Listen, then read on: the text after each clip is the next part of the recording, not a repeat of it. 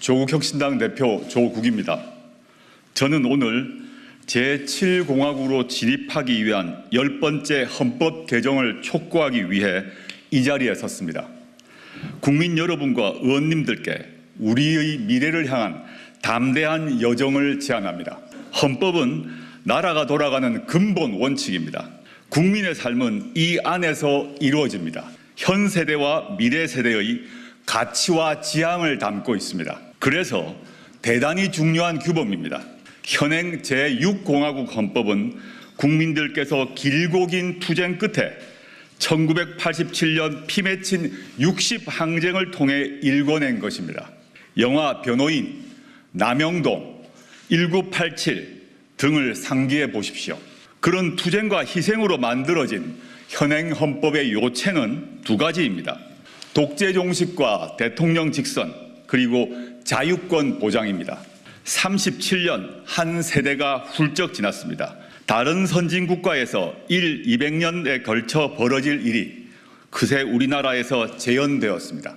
중진국이던 대한민국은 선진국 문턱에 서 있습니다. 국제통화기금 외환위기, 2차례의 남북 정상회담, 1차례의 대통령 탄핵, 5차례의 평화적 정권 교체가 이루어졌습니다. 정부 부재에 의한 사회적 참사가 잇따랐습니다. 국민은 이제 국가란 무엇인가? 국가의 존재 이유를 묻습니다. 권력이 군림하는 게 아니라 봉사해야 한다는 당연한 요구를 하고 있습니다. 겨우 연명할 정도가 아니라 사람답게 잘 살 수 있도록 국가가 보장해야 한다고 말씀하십니다.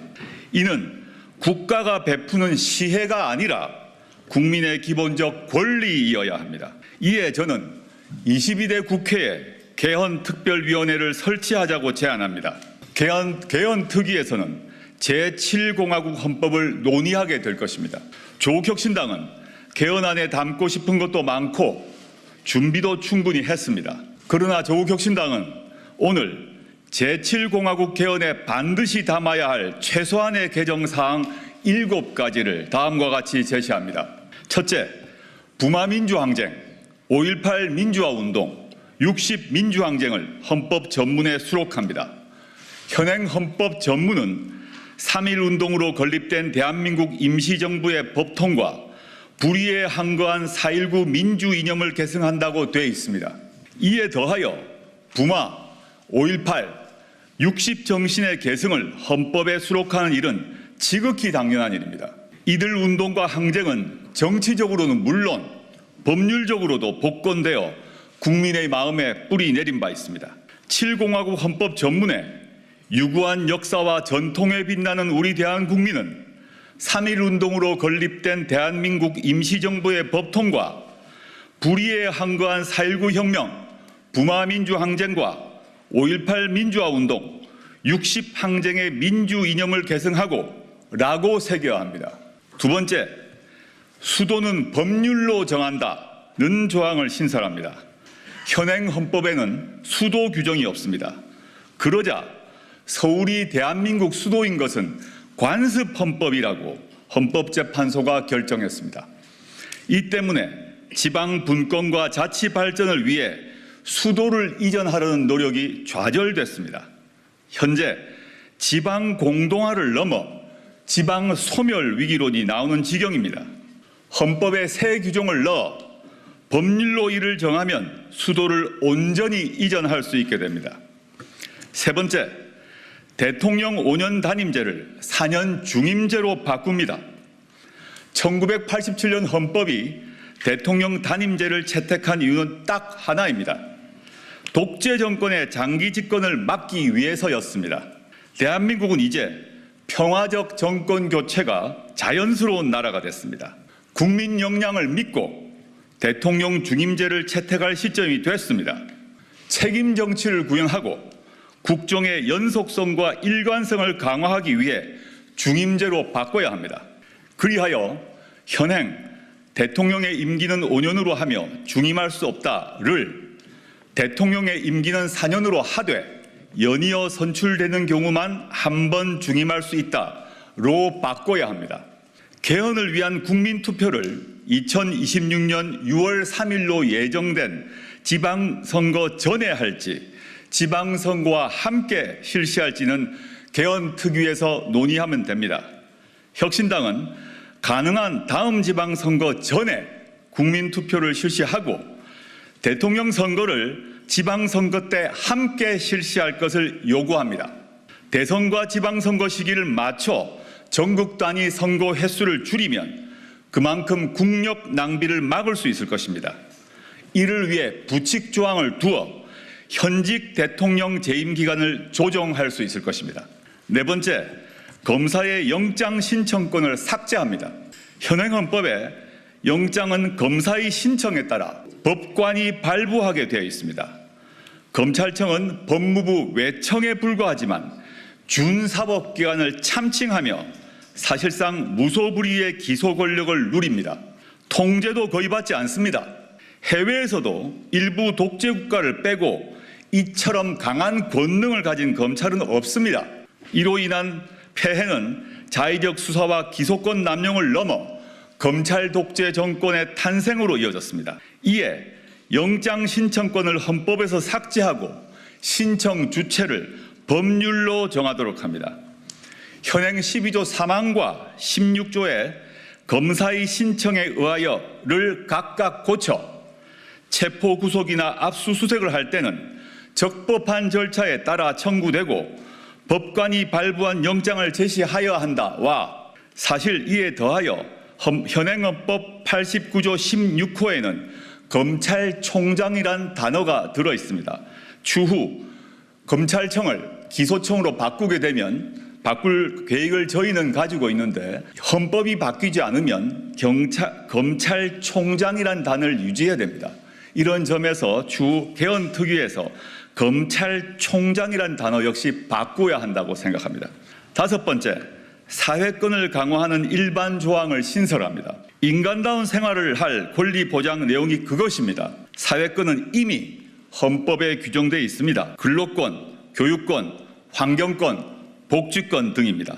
다만 현재의 각 사회권 권리 증진을 위해서는 국가가 노력하여야 한다라고 되어 있습니다. 이를 국민이 각 권리를 가진다, 즉 사회권에 관한 권리를 가진다라고 선언해야 합니다. 지금처럼 최저 한계 보장이 아니라 인간 존엄성이 보장되면서 삶의 질을 유지할 수 있는 권리를 국가가 적극 보장토록 하는 것입니다.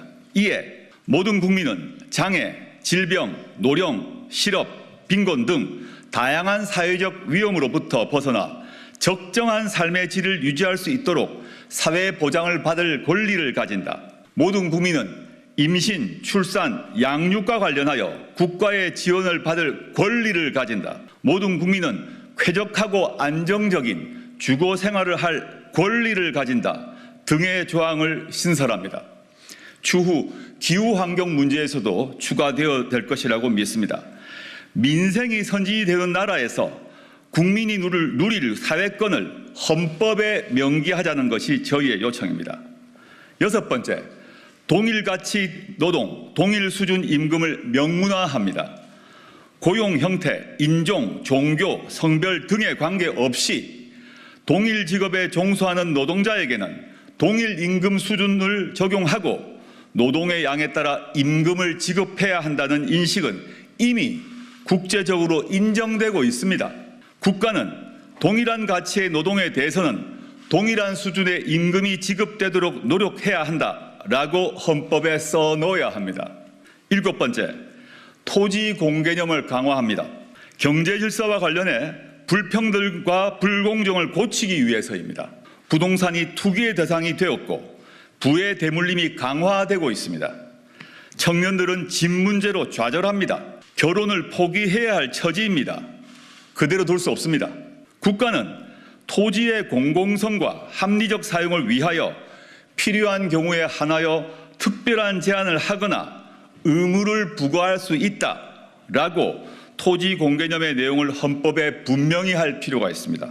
지난 한 세대 동안 대한민국과 대한국민의 역량은 넉넉히 입증되었습니다. 현행 헌법보다 국민의 권리를 더 인정하고 국가가 국민을 더 지원하도록 규율하는 헌법을 가질 자격이 충분합니다.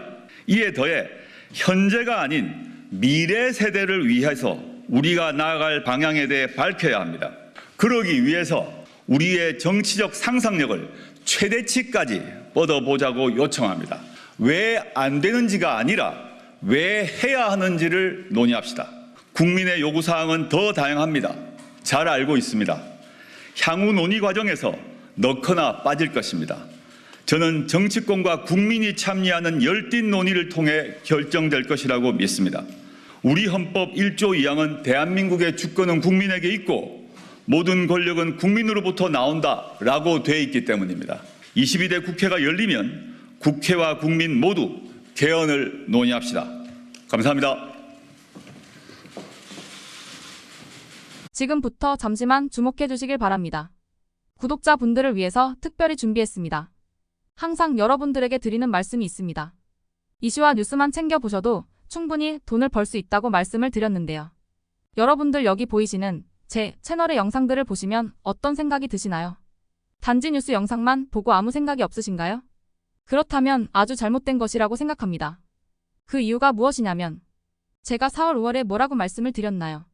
지금은 반도체에 관심을 가져야 한다. 뉴스만 보고 넘기지 마시고 투자 쪽으로 생각을 봐야 한다고 말씀드렸습니다. 이런 썸네일들을 영상을 통해서 많이 보셨을 텐데요. 이런 반도체 이슈가 되었을 때 부자들은 어떻게 생각할까요? 반도체는 무엇이 있는지, 어떤 종목이 가장 좋을지, 어디에 투자해야 돈이 몰릴 수 있는지 자연스럽게 생각한다고 말씀드렸습니다.